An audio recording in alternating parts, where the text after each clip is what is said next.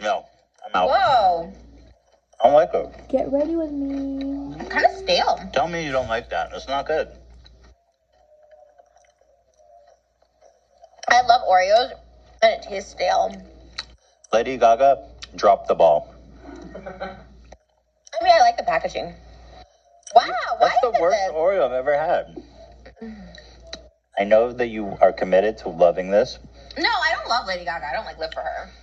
But you're I know. I kind of ruined my TikTok to be like, this is amazing. You gotta brush that out.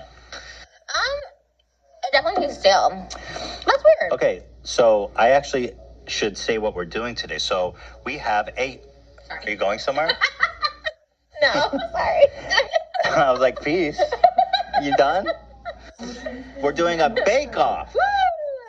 So the objective here is that we are going to try to recreate an image of an intricate cake ourselves. I don't know if that's it, but I'm going to do a Yorkie because I love my doggy. And you are doing... A Birkin. One I of love those... my bag. Yeah, one of those bags you love. Yeah. I do love a Birkin.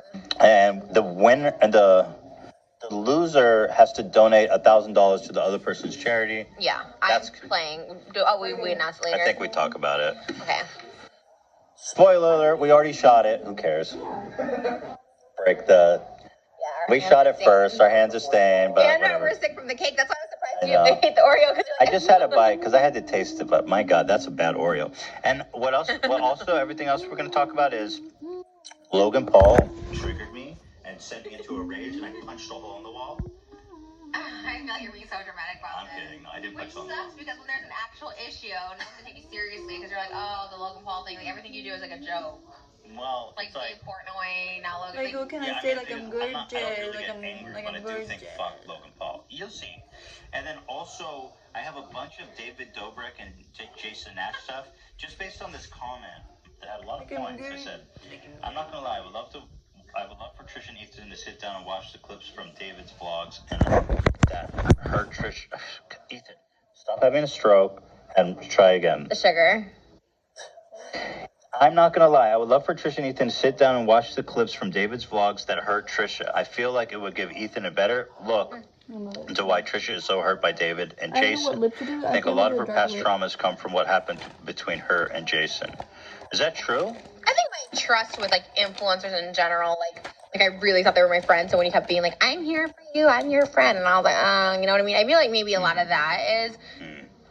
I think there's plenty of other things that cause trauma in your life before it's like that, a brown, though. but it comes out I think gray. that they really. I went to a mental hospital for the first time in my life after David and Jason. Like they showed up to the hospital, the Cedar-Sinai, before going to a mental hospital, and then they admitted me in a mental hospital. As soon as they came, I tried to run off the stretcher. David and Jason were both back there in the hallway of Cedar-Sinai. I'm like, why are you both fucking back here, David? Wait, what? He wasn't filming, was he? They were out filming, but they weren't filming in the thing. So they were out filming. Jeff Wittick came, and I was like, what the fuck? Like, I like, whatever. My makeup artist took me to the hospital. You didn't want to see them, or what? No, I did not want to see them. Jason was like, okay, I guess to be back there because we were like kind of dating at the time. But as soon as David got back there, I took out all my clothes and made a run for it outside of the hospital. And they took me and they gave me, they sedated me. And then they told me I had to go to a mental hospital. When you saw David, you just were like, I freaked the fuck out. Because I was already in a panic, like in a state of panic. And like when I woke up, because I kind of like overdosed. And then I came to in Cedar-Sinai. And he was back there and I was so embarrassed. And then I saw David and I was so fucking livid because that's why, the whole thing started from David, whatever the fuck. And I saw him and I like fucking freaked out and I ran. So I tried to go out of thing. They strapped me down for the rest of the night. I'm like crying. Jason's sitting there. I'm like sobbing because they're like strapping me down like I'm fucking Hannibal. And, or a cannibal. And they're gonna give me a tampon. Anyways, it was traumatic. It was so traumatic. Anyways, long story short, me and David, I saw him every single day for 2 years of our lives or whatever. We went to Thanksgiving at his house, all this crazy shit. That night at the hospital, I went to the mental hospital. He made Jason cut me off, and I never heard from him again. He never was like, are you okay? After I got out of the hospital, nothing. Just cut me off, said no one can talk to Trisha, no one's allowed to talk about her. He talked about me in a stream one time, a live stream, and that's the only stream he never re-uploaded. He made sure that was disappeared off the internet because someone brought me up. So if you talk, no one's allowed to talk about me. How do you know he told Jason don't talk? Jason never contacted you after that? Yeah, he blocked me. Well, no, we did talk. We talked secretly for 3 months. And what makes you think that it was David? Because he told me. Because we talked secretly for 3 months. We hooked up and Jason stuff. said, I have to dump you. Like, I don't have a choice. Really? Mm-hmm. Have you said that publicly? Yeah. That's psycho. Yeah, it's crazy. It's because people not believe you? I think the thing like is, so wild. I called their friend, a really good friend of theirs, in their vlog out. Like, he was dating a minor, and he was in the vlogs. And David asked about their sex life in the vlogs when she was 17, and like I called that out. And I think that was like the big issue because he didn't want to rock the boat. I'm sure, but whatever. Okay, well, I don't regret it. I'm Don't date minors. How about that? It's pretty easy. If you're 24, you don't need to date 17-year-olds. It's like so easy. So easy. Just don't date little girls. I mean, really, it is so easy. It's very simple. So anyway, let's go through, first of all, before we get into pedophiles by putting them in the thing. Dom, too. Dom did sexual assault to girls at VidCon. I don't know who these people are. I'm not familiar with the vlogs. Exactly. But he goes through people in the vlog squad. Like, he grabs people and discards them like, you know, flavor of the week. Like, I remember Big Nick. Do you remember Big Nick? Like, he was in every vlog, and then he just, I don't know what happened, I don't either. I don't know why he left, but it's like he just used these people and disposed them like a. Well, his one minority friend in the vlog, Seth, did this whole expose on him last year during the summer of like how basically he like did watermelon jokes and like made him do all these things. Oh my God, I watched, dude. Some of the shit I saw was crazy. How he made out with Jason without knowing. Yeah. And then he was, oh my God. So we're going to watch all that. This is all new to me. Then when Seth made the video, and I wasn't that close to Seth, it's not like I'm like whatever, but when Seth made the videos, like people were coming for him, calling him like a clout chaser and stuff. And I was like, I feel bad.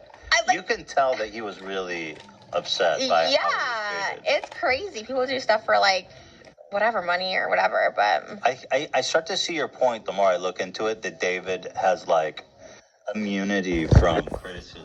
From everything. Even the vlog squad, no one cares anymore because they're like irrelevant without David, but like they all went on a trip this weekend to like the mountains and they're like all together like 20 of them with no mask. I'm like, you guys are fucking idiots. And then meanwhile James and Charlie and all these people are getting dragged like majorly. Guys, because they're just not relevant anymore. No one cares about 30-year-old vloggers. People care about David a lot. But not the rest of them. Name one other vlog squad member. Jason. Besides Jason. Big Nick, but he was canceled. There's like a core group of people that are in the squad still, and you like, anyways, it doesn't matter. I just keep up with them because they're actual. There are certain people, and people are like, why do you enjoy the demise of some people? Because some people are actually awful human beings. Like these people not wearing their masks right now, like I can't wait for their demise because they're actually problematic people. They're actually like killing people. Like, it's shout crazy. out to D'Angelo Wallace. He made a whole. Oh God. You're friends with him now. You're anti-Shane, pro D'Angelo. Anti-Shane doesn't mean I'm pro D'Angelo. Well, anyway, he made a really good video about all these influencers who are spreading COVID, and it was a really great video, and I liked it a lot. He did it. He went there. Anyway, I'm going to trigger you. Why? You don't have to defend Shane anymore. I'm not defending him, but that doesn't mean I'm pro D'Angelo. Why don't you like D'Angelo? Because I don't like that video he made about us on front of me, saying that you were exploiting my mental illness while he's doing the same thing and making his thumbnail. He was on our podcast, I didn't see it. He's all good. We buried the hatchet. I wasn't on it. Don't bury it for me. You can't speak on my behalf. We're in it together. I'm not pro D'Angelo. Right. I am still anti D'Angelo. Okay, all right. For the record. So let me show you this clip first of all before we get into all the David stuff. It is impressive. He has this sounds shady, but I don't mean it shady. Like that you can do that much research and put together such a piece. Like I didn't watch the full thing on Shane yet, but the expose, I was just like, how long did this take you? No, I mean, as far as commentary channels go, he's got to be one of the best. Like when I was watching his content, he's so thorough and his delivery's good. He's funny. I like the guy. What can I say? I'm a fan. I called out this commentary channel that has like literally 2,000 views every video or whatever. There's a lot of drama channels that have like 2,000 views a video. There's something, whatever. So I said one that Shane is clearly feeding this person information. I know it because Shane feeds me information. He's feeding this person information to be like, she did this, remember this, like trying to bring up stuff from my past, and like this person's like rehashing it, whatever. Anyways, like 4 different of these like little drama channels all thought I was talking about them, and they're just all like, oh, Trisha's clearly talking about us getting information from Shane, which makes me believe. Shane stands, and I was like, oh my God, they called themselves out. I was like, I only knew one. And then I saw these other ones that claimed that I was talking about them too, and I was like, and then I saw their little shitty videos that get 1,000 views and trying to bring up old shit, and I'm like, this is Shane being like, remember when Trisha did this? Like, she did this. Like, there was stuff where it's crazy. I'm trying to get it taken down. There was that one guy, don't do that. Why gotta take it down? One title, I'll say it, whatever, Joy Sparkle BS, and I'm gonna take down her video, I'm trying to get her channel down. Why? She did 30 videos about me, and the title is Trisha Paytas raped Moses. Oh, Well, like you can't just. First of all, not true, and you can't just say that. It's crazy. Another one is Moses dated minors. Not true. Like you can't fucking just make shit up. So you can sue her for